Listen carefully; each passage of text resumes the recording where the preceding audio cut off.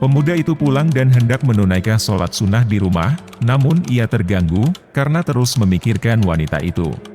Lalu ia menulis surat dan keluar dari rumahnya. Ternyata sang wanita masih menunggu di tempatnya. Sang pemuda menyerahkan surat itu kepada wanita tersebut, lalu masuk lagi ke rumah. Isi surat itu adalah,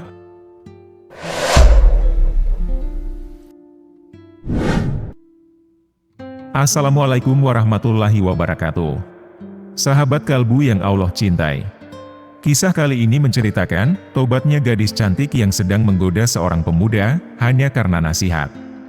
Istiqomah dalam ketaatan merupakan dakwah yang luar biasa, namun sayangnya hanya sedikit orang yang menyadarinya.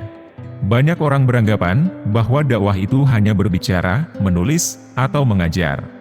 Sahabat kalbu yang beriman, kisah kali ini dikutip dari buku Ensiklopedia Kisah Generasi Salaf. Sebelum kita masuk ke kisah utama, ada cerita singkat yang sangat menarik. Suatu ketika, ada seorang dai dari Arab Saudi yang bercerita tentang pengalamannya di Amerika. Dia diundang sebagai pemateri di sebuah acara bersama dengan seorang sesama Arab Saudi yang sudah menetap di Amerika selama 40 tahun. Orang itu merasa terganggu melihat dai ini berpakaian sesuai dengan budaya Arabnya, berjubah, dan bergurtah. Dia menyarankan dai ini untuk mengubah pakaiannya, karena itu membuatnya tampak kolot dan ketinggalan zaman, berbeda dengan penampilannya. Sang dai tidak menanggapi serius perkataannya. Namun, yang mengejutkan adalah, ketika orang itu melihat dai ini sholat di waktu istirahat. Dia tersentuh dan teringat akan jati dirinya. Ketika tempat sholat kosong, dia masuk dan sholat sambil menangis haru.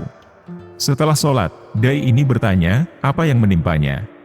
Dia mengaku sudah 40 tahun ini tidak pernah sholat, dan dia baru sadar akan hal itu ketika melihat dai ini sholat.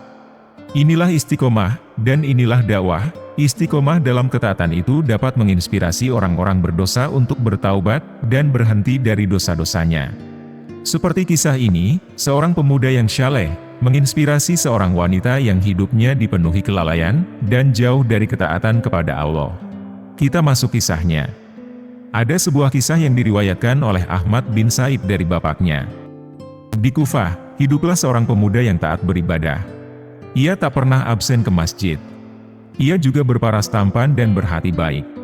Suatu ketika, ada seorang gadis yang terpesona olehnya. Gadis itu sangat cantik dan pintar. Pada suatu hari, gadis itu menunggu di jalan yang sering dilalui pemuda itu ke masjid. Gadis itu berkata untuk menggodanya, dengarlah ucapanku, lalu terserah kamu.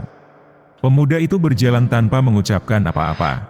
Ketika pemuda itu kembali dari masjid, wanita itu masih ada di tempatnya. Dia berkata, hai Fulan, dengarlah ucapanku.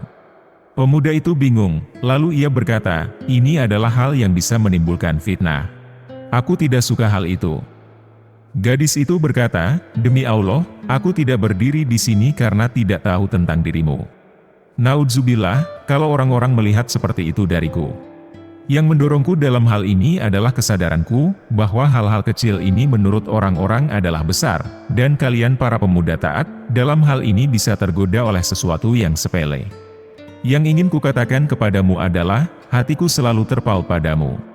Maka Allah pertimbangkanlah urusanku dan urusanmu.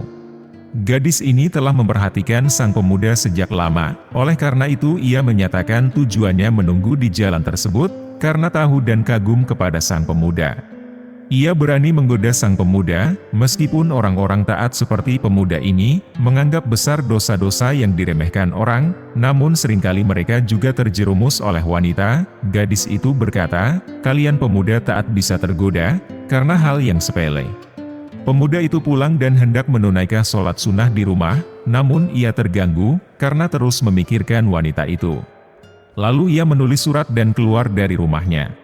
Ternyata sang wanita masih menunggu di tempatnya. Sang pemuda menyerahkan surat itu kepada wanita tersebut, lalu masuk lagi ke rumah.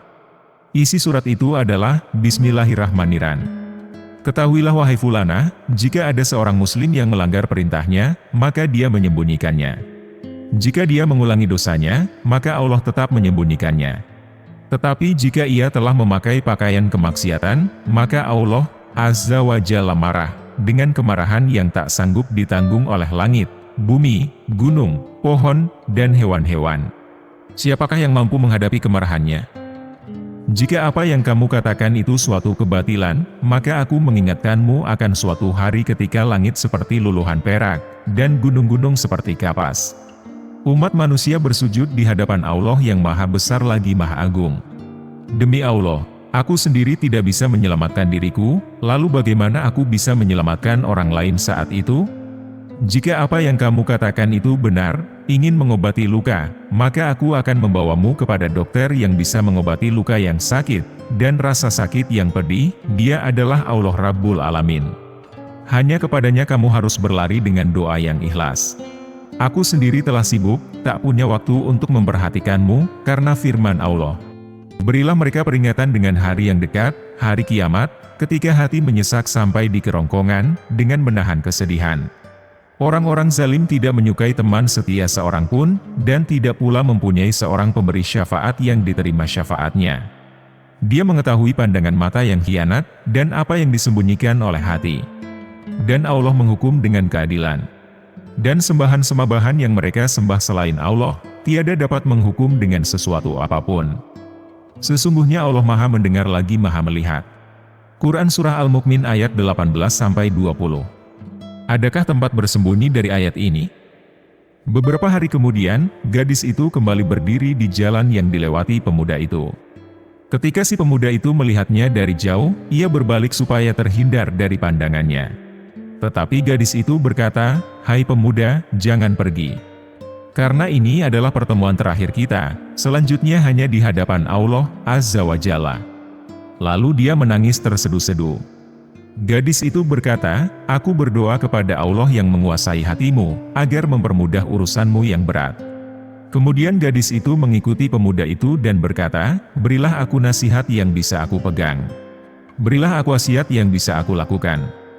Pemuda itu berkata, "Bertakwalah kepada Allah, jagalah dirimu, ingatlah firman Allah, dan dialah yang menidurkanmu di malam hari, dan dia mengetahui apa yang kamu kerjakan pada siang hari." Quran Surah Al-An'am ayat 60. Gadis itu menundukkan kepalanya, dia menangis lebih keras dari sebelumnya. Setelah itu dia tidak pernah keluar rumah, dia beribadah dengan sungguh-sungguh. Dia tetap begitu hingga wafat dalam kesedihan, menyesali dosa-dosanya selama hidupnya. Suatu saat, pemuda itu mengenang sang gadis, ia merasa sedih karena sayang kepadanya. Menurut penilaian kita, wanita itu tidak mendapatkan apa-apa dari orang yang dicintainya, tetapi dia mendapatkan sesuatu yang lebih mulia dari dunia dan seisinya, ia menemukan jalan yang baik, dan amal yang syaleh. Karena itu Allah memberikan wanita tersebut taufik untuk bertaubat, dan memudahkannya untuk beribadah. Semoga di akhirat, dia mendapatkan apa yang diinginkannya, dan bersama dengan orang yang dicintainya. Dan itulah kisah dari wanita yang bertaubat, setelah mendapat nasihat dari pria syaleh. Semoga kita bisa mengambil hikmahnya, dan bisa meningkatkan keimanan kita. Wallahu a'lam bishawab. Terima kasih sudah menonton video ini sampai akhir. Jangan lupa like, komen, dan subscribe channel Ruang Kalbu. Wassalamualaikum warahmatullahi wabarakatuh.